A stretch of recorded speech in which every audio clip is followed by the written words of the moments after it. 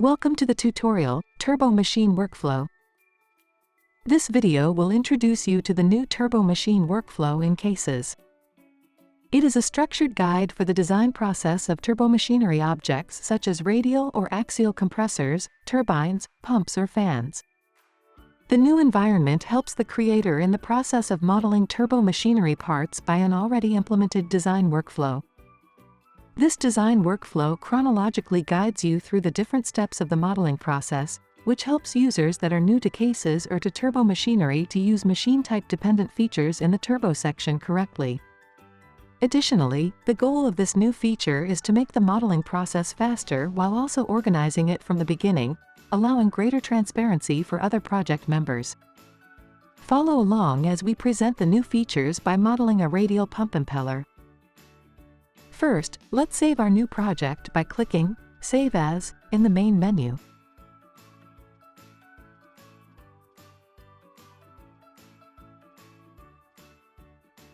Next, let us navigate to the Turbo section by moving to the Model workspace and select Turbo inside the top blue ribbon. To start the workflow, simply click on Turbomachine Workflow in the left top corner.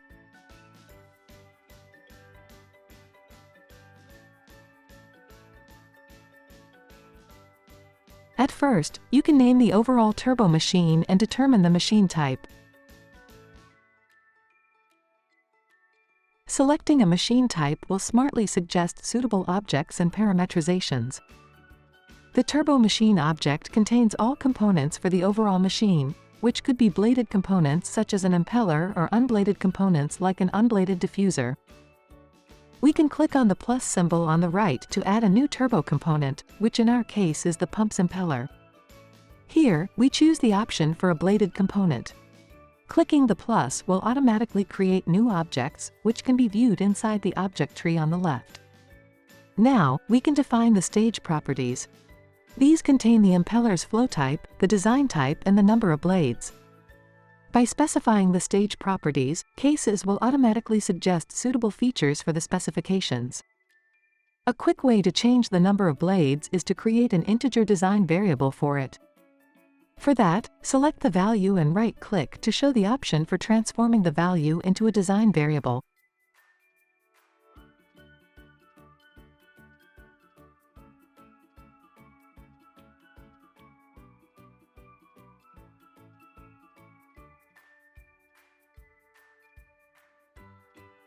The first step in designing the impeller is to define its meridional contours.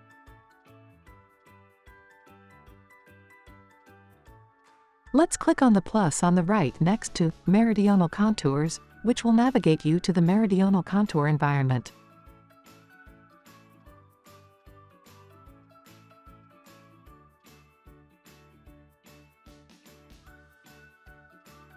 Here, you can create contours with suitable curve types and parametrizations.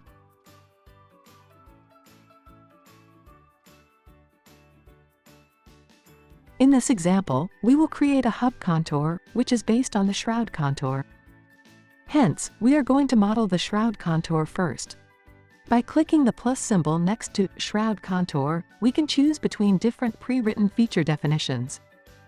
Let's use the feature 4-point tangent curve for our shroud contour.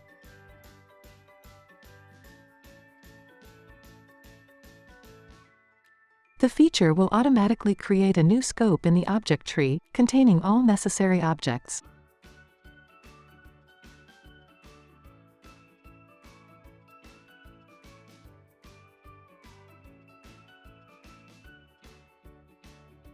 You can change the values of the parameters to your specific dimensions by clicking the Edit button.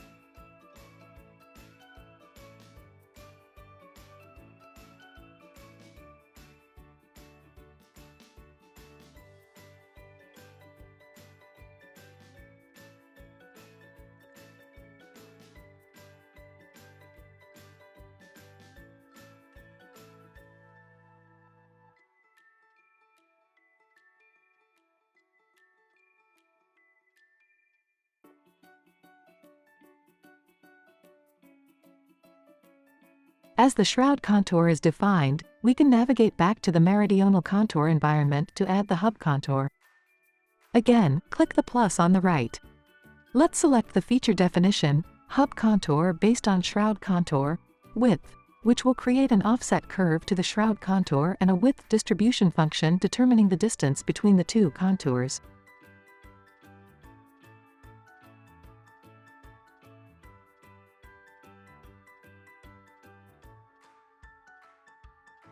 Let's adjust the design variables to the desired value.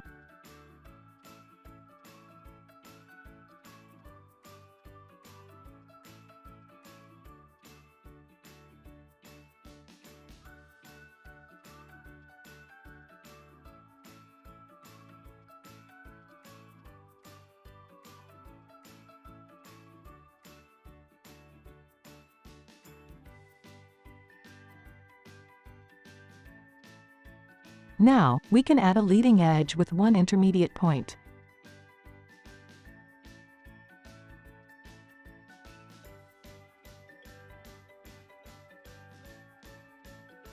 Let's adjust the leading edge's position on the hub and shroud contour.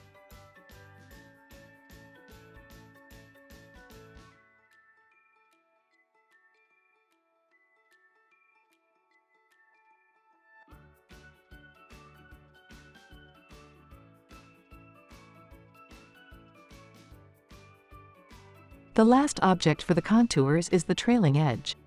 Let's add a straight trailing edge by clicking the plus again.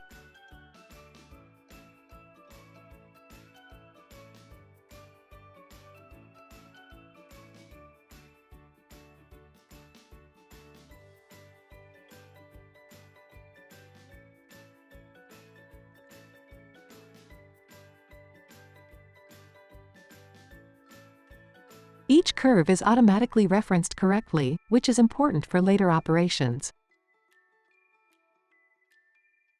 Of course, it is also possible to use your own custom definitions, but note that you would need to reference your own contours manually.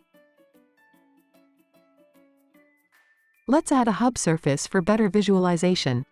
For that, we can navigate to the model workspace, and while the hub contour is selected, we can create a surface of revolution.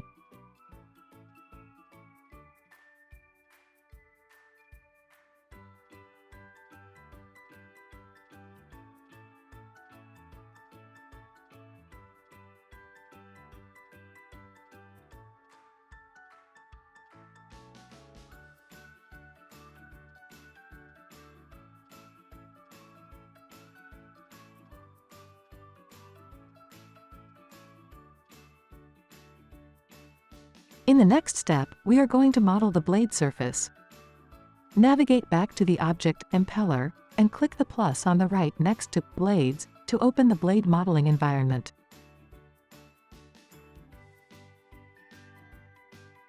Here, you can choose between different blade design methods. As we selected the design type Camber for the impeller, it is automatically selected here.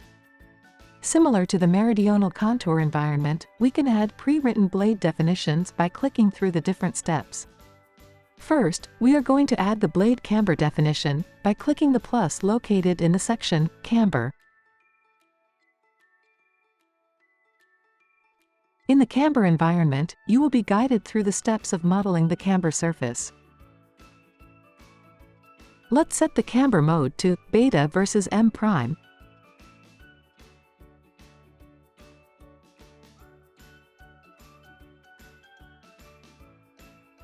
Next, we can add a hub angle distribution curve.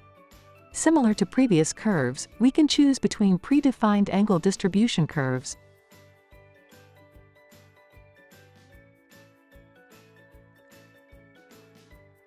Let's select the angle distribution definition, NURBS curve with 4 points.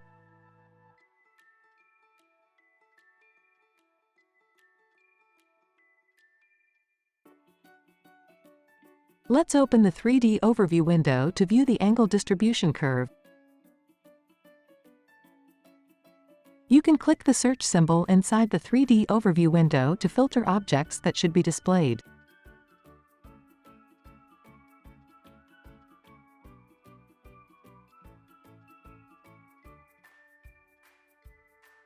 You can click the Edit button to customize the angles.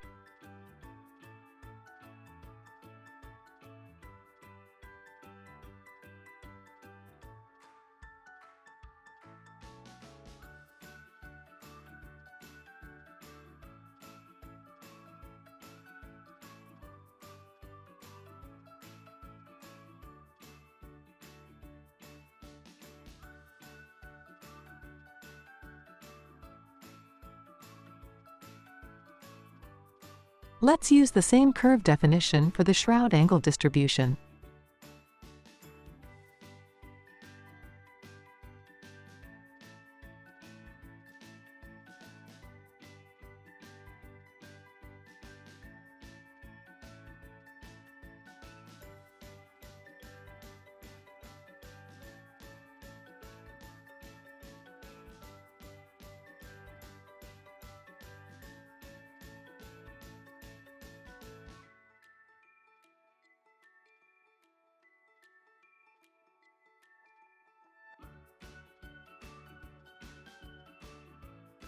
Optionally, you can add intermediate angle distributions for improved control along the camber surface.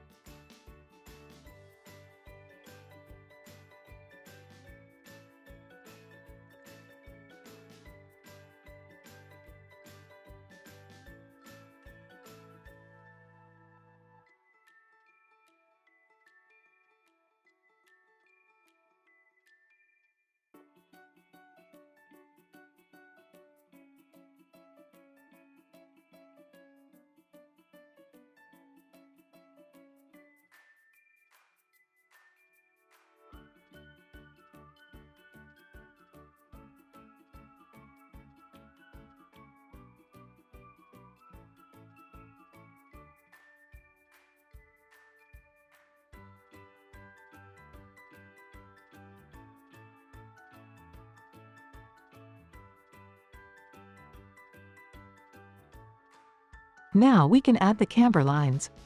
To add the camber line at hub, click the plus symbol on the right again. Let's select the option, Stream Section, to create the camber line.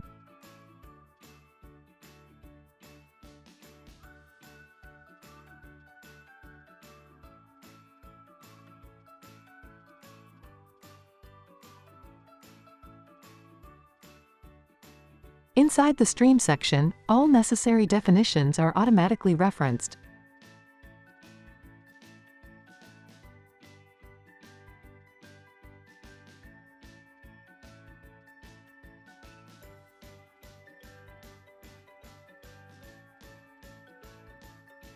We can change the camber line's direction by setting the factor of the angle distribution negative.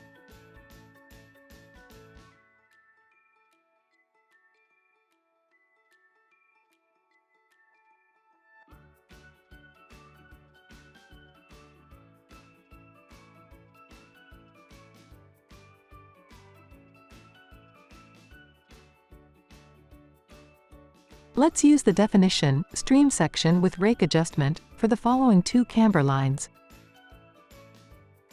This option rotates the camber lines such that they are stacked vertically at the trailing edge.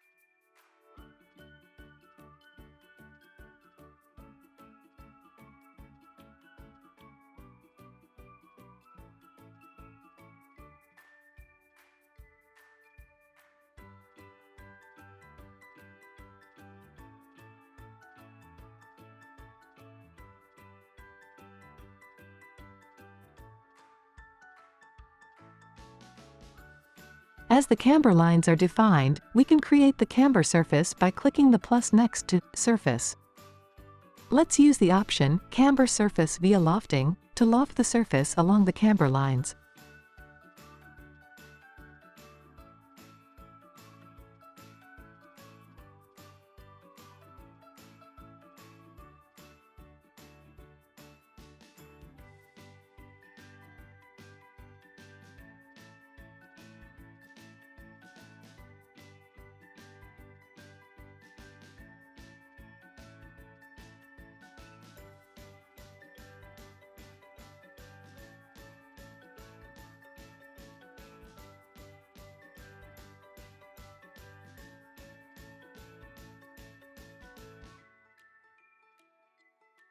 Next, we can apply a thickness distribution definition to the camber surface.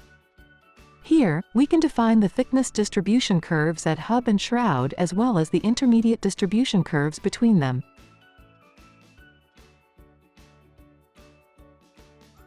Let's add the option, tangent-based NURBS curve, as our thickness distribution definition at hub.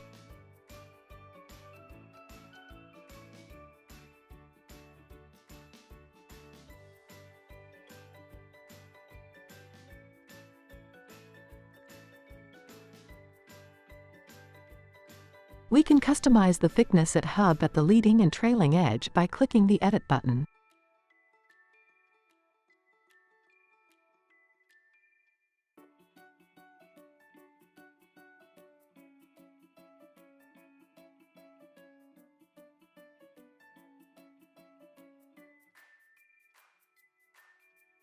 Next, let's add a constant thickness distribution at shroud.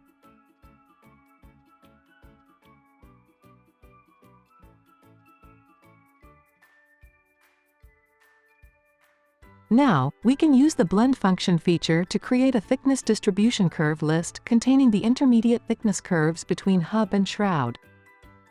This creates a smooth thickness transition from hub to shroud with improved control.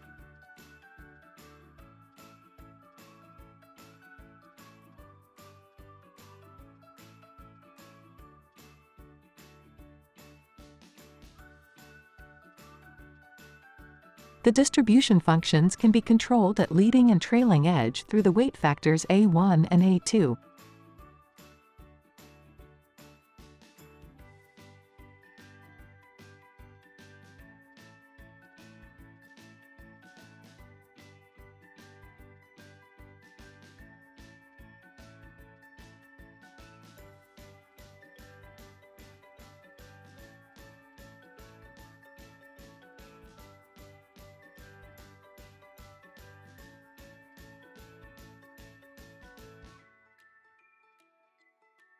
For rounded blade edges, we can add an edge definition. This feature will introduce ellipses at start and end of each thickness distribution curve.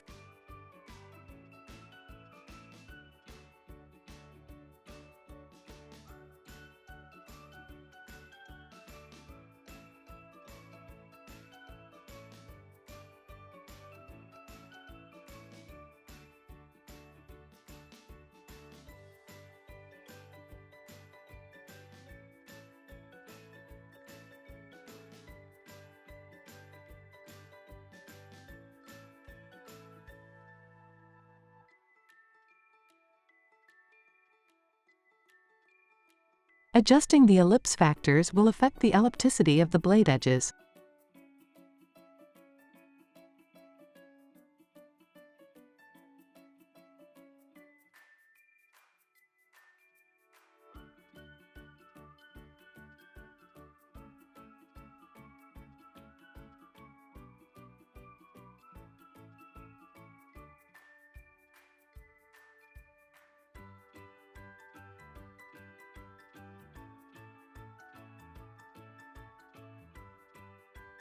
At the end, we can create the blade surface with the feature, Blade from Camber and Thickness.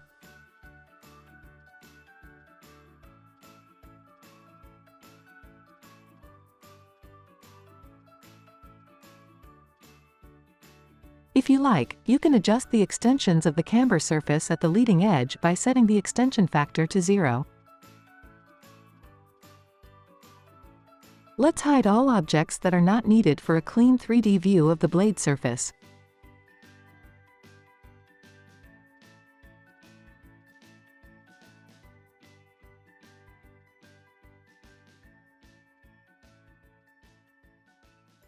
Thank you for following along, your CAESES support team.